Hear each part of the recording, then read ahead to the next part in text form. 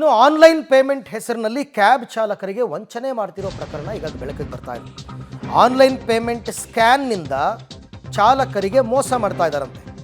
ಮೋಸದ ಬಗ್ಗೆ ನೋವು ತೋಡಿಕೊಂಡಿದ್ದಾರೆ ಬೆಂಗಳೂರಿನ ಕ್ಯಾಬ್ ಚಾಲಕ. ರಾತ್ರಿ ವೇಳೆ ಪ್ರಯಾಣಿಕರಿಂದಲೇ ಈ ಕ್ಯಾಬ್ ಚಾಲಕರಿಗೆ ವಂಚನೆಯಾಗ್ತಾ ಇದೆ. ಸುಮಾರು 2-3 ತಿಂಗಳಲ್ಲಿ 6,000ಕ್ಕೂ ಹೆಚ್ಚು ಹಣವನ್ನು ಈ ಚಾಲಕ ಕಳ್ಕೊಂಡಿದ್ದಾನಂತೆ. ಆನ್ಲೈನ್ ಪೇಮೆಂಟ್ ಮಾಡ್ತೀನಿ ಅಂತ ಹೇಳೋದು ಮಧ್ಯರಾತ್ರಿ, ಈ ಏರ್ಪೋರ್ಟಿಂದ ಅಲ್ಲಿಂದ ಇಲ್ಲಿಂದೆಲ್ಲ ಬರ್ತಾರಲ್ಲ ಇವರು, ಬಂದು ಆನ್ಲೈನ್ ಪೇಮೆಂಟ್ ಮಾಡ್ತೀವಿ ಅಂತ ಹೇಳೋದು, ಬಟ್ ಮಾಡೋದೇ ಇಲ್ಲ, ದುಡ್ಡೇ ಬಂದಿರಲ್ಲ ಅಕೌಂಟ್ಗೆ. ಹೆಂಗೆ ಅಂತಕ್ಕಂಥದ್ದನ್ನು ಅವರೇ ವಿವರಿಸ್ತಾರೆ, ಅವರೇ ಹೇಳ್ಕೊಂಡಿದ್ದಾರೆ ಈ ಥರ ಮೋಸ ಮಾಡೋದು ಜಾಸ್ತಿ ಆಗ್ತಾ ಇದೆ ಅಂತ. ರಾತ್ರಿ ಹೊತ್ತಲ್ಲೆಲ್ಲ ಕೆಲಸ ಮಾಡ್ತಾರೆ ಕ್ಯಾಬ್ ಚಾಲಕರು. ಪಾಪ ನಿಮ್ಮನ್ನ ಏರ್ಪೋರ್ಟಿಂದ, ಬಸ್ ಸ್ಟ್ಯಾಂಡಿಂದ, ರೈಲ್ವೆ ಸ್ಟೇಷನಿಂದ ಪಿಕಪ್ ಮಾಡ್ತಾರೆ. पेमेंट जो कस्टमर करता है वो कभी भी नहीं आता है, और कस्टमर ने क्या बोलेगा, भैया हो गया, भैया हो गया बोलता है वो. ಈ ಬಗ್ಗೆ ಮತ್ತಷ್ಟು ಮಾಹಿತಿ ನನ್ನ ಕೊಲೀಗ್ ರಾಘು ಅವರಿಂದ ಪಡ್ಕೊಳ್ಳೋಣ. ರಾಘು, ಸಾಮಾನ್ಯವಾಗಿ ಆನ್ಲೈನ್ ಪೇಮೆಂಟ್ ಮಾಡಿದಾಗ ಆನ್ಲೈನ್ ಪೇಮೆಂಟ್ ಮಾಡಿದವ್ರಿಗೂ ಮೆಸೇಜ್ ಬರುತ್ತೆ, ದುಡ್ಡು ರಿಸೀವ್ ಮಾಡ್ಕೊಂಡವ್ರಿಗೂ ಮೆಸೇಜ್ ಬರುತ್ತೆ. ಮೋಸ ಹೆಂಗಾಯಿತು ಇದರಲ್ಲಿ ಅಂತ?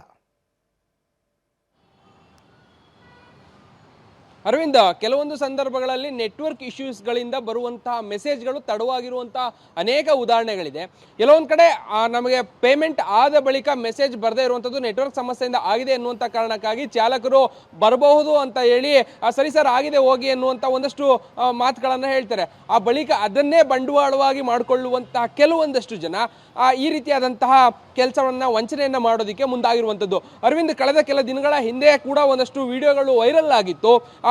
ಬೇರೆ ಬೇರೆ ಸ್ಕ್ಯಾನ್ ಮುಖಾಂತರವಾಗಿ, ಅದನ್ನು ಫೇಕ್ ಸ್ಕ್ಯಾನ್ಗಳ ಮುಖಾಂತರವಾಗಿ ಹಣವನ್ನು ಪಾವತಿ ಮಾಡಿರೋದಾಗಿ ಹೇಳಿ ಆ ಮಾಲೀಕರಿಗೆ ಅದು ಗೊತ್ತಾಗದೇ ಇರೋ ಹಾಗೆ ಮೆಸೇಜ್ ನಿಮಗೆ ಲೇಟಾಗಿ ಬರುತ್ತೆ ಅನ್ನುವಂಥ ಮಾಹಿತಿಯನ್ನು ನೀಡಿ ಅವರಿಗೆ ಹಣವನ್ನು ಸಂದಾಯ ಮಾಡದೆ ಹಾಗೆ ಹೋಗಿರುವಂಥ ಅನೇಕ ಉದಾಹರಣೆಗಳು, ಅನೇಕ ಘಟನೆಗಳು ಕೂಡ ನಡೆದಿದ್ವು. ಅದೇ ರೀತಿಯಾದಂಥ ಘಟನೆ ಈಗ ಕ್ಯಾಬ್ ಚಾಲಕರಿಗೆ ಆಗ್ತಾ ಇರುವಂಥದ್ದು.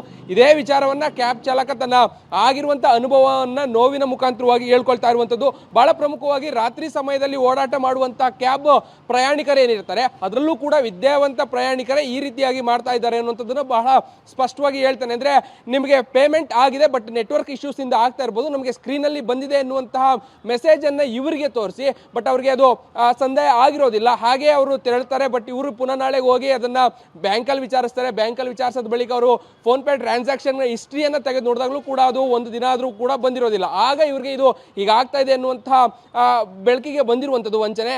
ಸದ್ಯ ಇದಕ್ಕೆ ಸಂಬಂಧಪಟ್ಟಂತೆ ಆ ವ್ಯಕ್ತಿ ಕೂಡ ಒಂದು 5,000-6,000 ರೂಪಾಯಿಯನ್ನು ಕಳ್ಕೊಂಡ ಬಳಿಕ ಬೇರೆ ಒಬ್ಬ ವ್ಯಕ್ತಿಯ ಜೊತೆ ಈ ನೋವನ್ನು ತೋಡ್ಕೊಳ್ತಾ ಇರುವಂತಹ ವಿಡಿಯೋ ಸದ್ಯ ವೈರಲ್ ಆಗ್ತಾ ಇದೆ. ಬೇರೆಯವರು ಕೂಡ ಎಚ್ಚರಿಕೆಯನ್ನು ವಹಿಸಬೇಕು ಅನ್ನುವಂಥ ಮನವಿಯನ್ನ ಆ ಕ್ಯಾಬ್ ಚಾಲಕ ಮಾಡ್ತಾ ಇರುವಂತದ್ದು.